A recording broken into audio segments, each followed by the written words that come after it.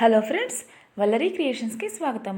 ఈరోజు మనం వినాయకుడికి నైవేద్యం కోసం మోదకాలు, కుడుములు, జిల్లేడికాయలు, ఉండ్రాళ్ళు ఎలా చేయాలో చూద్దాం. దీనికోసం సగం కప్పు పచ్చిశనగపప్పు, సగం కప్పు కందిపప్పుని తీసుకోండి. ఒక గ్లాసు నీళ్లు, ఒక గ్లాసు బియ్యపిండి, ఒక కప్పు బెల్లాన్ని తీసుకోండి. పచ్చిశనగపప్పుని, కందిపప్పుని కుక్కర్లో వేయండి. శుభ్రంగా కడిగి 1కి 2 లెక్కన 1 కప్పు నీళ్లు పోయండి. మూత పెట్టి స్టవ్ మీద పెట్టి మెత్తగా ఉడికించండి. ఇవి రెండు విడివిడిగా కూడా ఉడికించుకోవచ్చండి. బాగా ఉడికిన తర్వాత తీసి నీళ్ళన్నీ వంచేయండి. పప్పు గుత్తితోటి బాగా ఎనపండి. మెత్తగా అయిన పప్పుని మళ్ళీ స్టవ్ మీద పెట్టి అందులో 1 కప్పు బెల్లాన్ని వేయండి.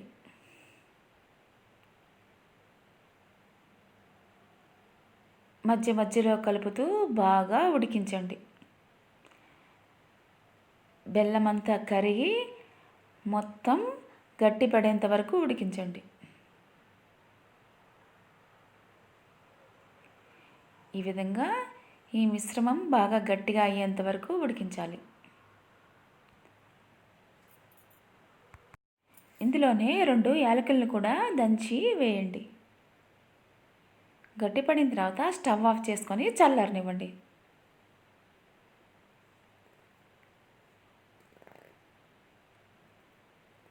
చల్లారిన తర్వాత కావలసిన ఆకారంలోనికి చిన్న చిన్న ఉండలుగా చేయండి. స్టఫింగ్ మిశ్రమం రెడీ అయిందండి. ఇప్పుడు పైన పిండి కోసం 1 గ్లాసు నీళ్లు తీసుకోండి. 1 గ్లాసు నీళ్లు గిన్నెలో వేసి చాలా కొద్దిగా ఉప్పు వేయండి. 1 పించు ఉప్పు వేసి 1 స్పూను నెయ్యిని కూడా వేయండి. స్టవ్ మీద పెట్టి నీళ్ళన్నీ బాగా మరిగించండి. నీళ్లు బాగా మరిగిన తర్వాత అందులో 1 కప్పు బియ్యం పిండిని వేయండి. బాగా కలిపి 1 నిమిషం పాటు ఉంచి స్టవ్ ఆఫ్ చేసుకోండి. స్టవ్ ఆపిన తర్వాత మూత పెట్టి 10 నిమిషాల పాటు పిండిని అలాగే ఉంచండి. 10 నిమిషాల తర్వాత పిండిని మెత్తగా నాదుకోండి. అంటే పిండి స్మూత్గా వచ్చేంత వరకు బాగా కలపండి. ఈ విధంగా స్మూత్గా అయ్యేంత వరకు కలపడం వలన కుడుములు పగలకుండా వస్తాయండి. ఈ పిండిని కావలసినంత సైజులో బాల్స్ లాగా చేయండి.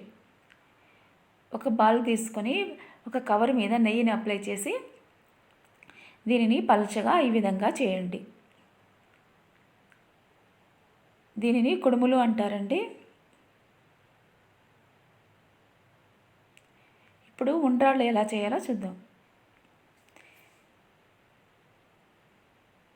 ఇదే విధంగా పలుచగా ఒత్తి దీనిలో స్టఫింగ్ మిశ్రమాన్ని పెట్టండి. చుట్టూ కవర్ చేస్తూ ఒక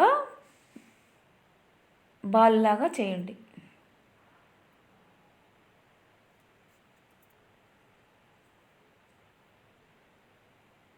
దీన్ని ఉండ్రాళ్ళు అంటారండి.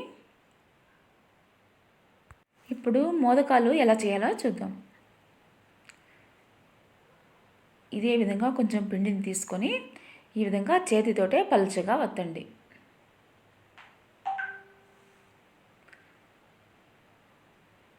పలుచగా వచ్చిన తర్వాత అంచులు ఈ విధంగా ప్రెస్ చేయండి.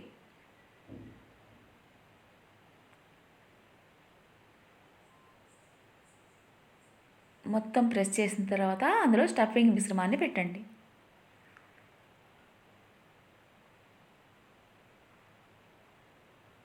అంచులు ఈ విధంగా క్లోజ్ చేస్తూ మోదకాన్ని తయారు చేయండి. స్టఫింగ్ మిశ్రమం బయటకు రాకుండా వెల్లుల్లి ఆకారంలో దీనిని చేయండి.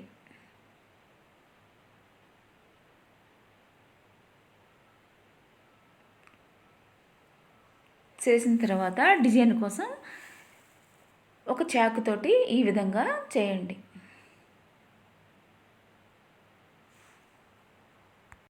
ఇప్పుడు జిల్లేడికాయలు ఎలా చేయాలో చూద్దామండి. ఒక బియ్యపిండి బాల్ని తీసుకొని ఈ విధంగా పలుచగా చేయండి. స్టఫింగ్ మిశ్రమాన్ని సిలిండర్ ఆకారంలో చేయండి.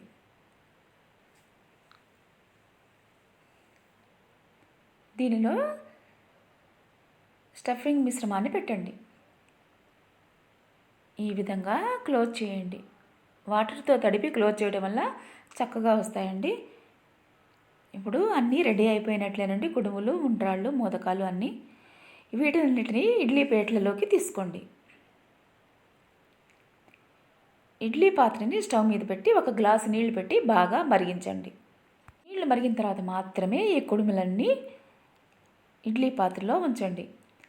సిమ్లో ఉంచి 10 నిమిషాల పాటు ఉడికించండి. అంతేనండి, రెడీ అయిపోతాయి.